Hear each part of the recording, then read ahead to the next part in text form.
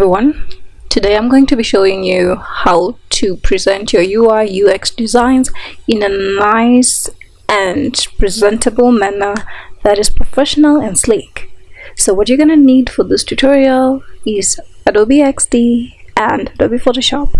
You'll also need to create 3 folders that will have all the resources that we're gonna need, as well as the final output that we're gonna have. I created a folder called tutorials where I have resources, which is everything that I'll need from scratch to start this project. Raw files, these are the files that are editable. Once I finish doing this, I can always come back to them and tweak something. Exports, that's the folder where we're gonna put our final product.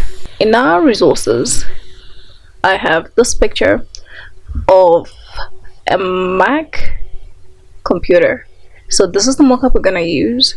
So we just have our page scrolling on this beautiful screen that we have over here. So you need a mockup of a computer screen, whether a laptop or a tablet or a desktop. Once I have my Adobe XD open, I'm going to open any file that I have so that I can show you guys what I mean when I say we can export from either Figma or Adobe XD. We just need to have a final web page that is saved as a PNG. I'm gonna zoom in a bit right here.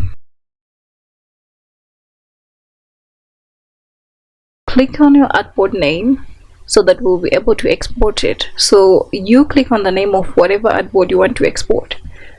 You come here onto file and then you go onto export and then selected. Make sure the format is PNG because we want to keep everything nice and high res, and PNG works best with screens as well. And then on export size, here it has 1x. I like everything to be exported as high quality because you never know when it will be compressed by something. So I usually just like exporting something as high res. So I'm gonna go with 3x here. You can go higher if you want, but I'll go with 3x. And then here you select the destination folder where you want your exported artboard to go to. So I'm gonna change this and use my tutorials folder, and then I'll come to resources because this is going to be a resource that I'll use, and I'll select the folder and then come back to XD and click on export.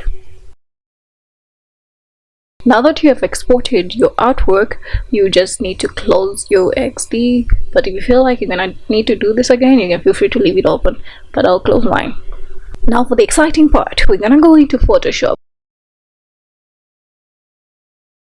At this point, I'm going to go ahead and open that mockup file that we have in our resources folder.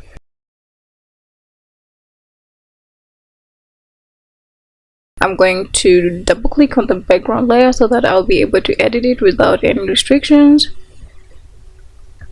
The next thing you're going to do is pick your select tool in Photoshop, the rectangular select tool to be precise. You see the screen of your mockup where you want your page to be scrolling? Select that area.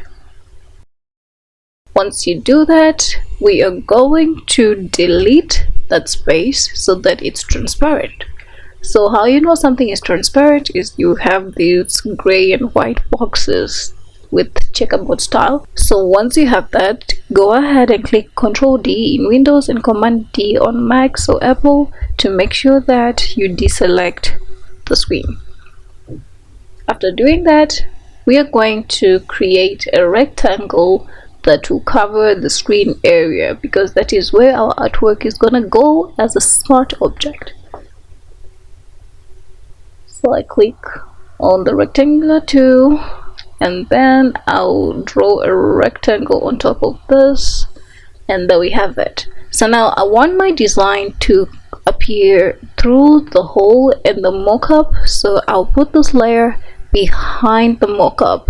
After you do that, making sure that your rectangle layer is selected, you go and click on layer and then smart object and then convert to smart object.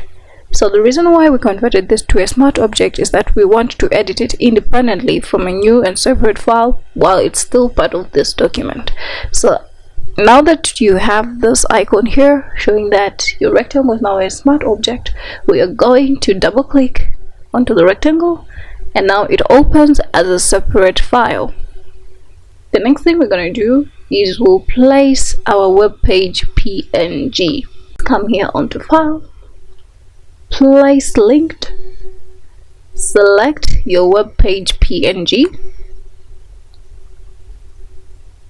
and there we have it. So it's coming here and it's just in the middle of our artboard.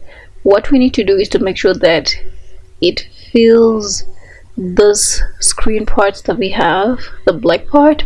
So you just need to drag a corner and make sure it fills this whole black area. So once you have it aligned with the top part of the artboard and it is perfectly fitted, you can hit enter or this check mark over here, and then we have it in the document. The next thing, we're gonna just hide this rectangle layer, and now is the most exciting part. We need to animate this and create the scrolling effect as if somebody is scrolling through a website, so that it will appear on our screen that we have in the other file. Come here at the bottom, and then you will select this arrow down here and then select Create Frame Animation. Once you select that, click on Create Frame Animation, and then come here onto the small arrow here and then select 0.2 seconds. What you need to do now is create another instance of this frame. So we come here onto this plus icon where it says duplicate selected frames, click on that, and then what you need to do is come back to the artboard and then make sure your move tool is selected. Hold down shift so that we move this and it remains aligned, and we will drag this until we reach the bottom of our web page. So you just hold shift and then start moving the web page until you reach the bottom of it. As you can see, the first frame you see the top part of the web page, the second frame you see the bottom part of the web page. The next thing we need to do is to create more frames to make sure that we have more stages between the starting frame and the last frame. So this will make sure we have a nice and perfect scrolling effect. So you come on here on the tiny little dots where it says Twins Animation Frames. You click on that, and then here I find that 60 frames usually works perfectly because I like the speed when I use 60 frames. So you just change that to 60 on here and then click OK. This just means that we have added 60 frames to our initial 2 frames, so in total we have 62 frames. The next thing we're going to do is come here at the very first icon on the timeline where it says convert to video timeline and click on that. Make sure everything is perfectly aligned and the same length, and then go to File and click on Save. Once it's done saving, we're gonna come back to our initial mockup. We need to make sure this is a scrolling screen. So you come here on our timeline where it says create frame animation, you click on the down arrow and then select create video timeline, and then you click on create video timeline. As you can see, we have 2 layers here, the rectangle, which is the web page we have saved in our previous file, and then the screen of the computer here. So as you can see, they are not the same length. So what will happen is if you play this animation, this will disappear before you get to the end of the screen scrolling. So we'll just need to come on this layer, select it, and then drag it to match the length of our web page. And then we can test it out by clicking the play button.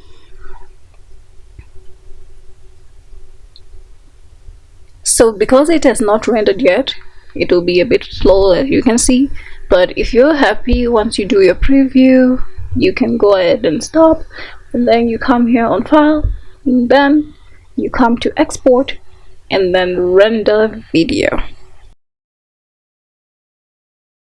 Here you can name your video to whatever you want. I'm gonna name this UI scrolling screen.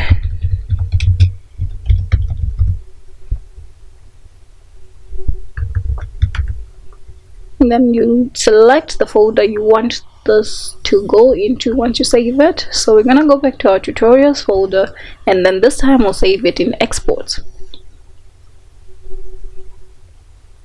After you select that, just click on render and then wait for it to complete. Once it's done exporting, we come back to file, click on save, because we want to save the raw version of this just in case we need to make edits later. So you save it in that raw files folder if you had created one.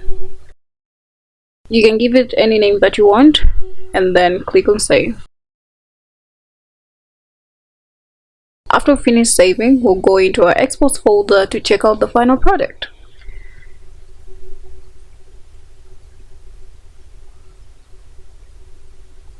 And there is our final product. Let's play it and see what it looks like. There you have it. This is how you can create a scrolling screen to present your UI or UX using a mockup. I hope you enjoyed this video and that it was simple and straightforward. Feel free to let me know your thoughts or your questions in the comments. Don't forget to like, share, and subscribe. Thanks for watching.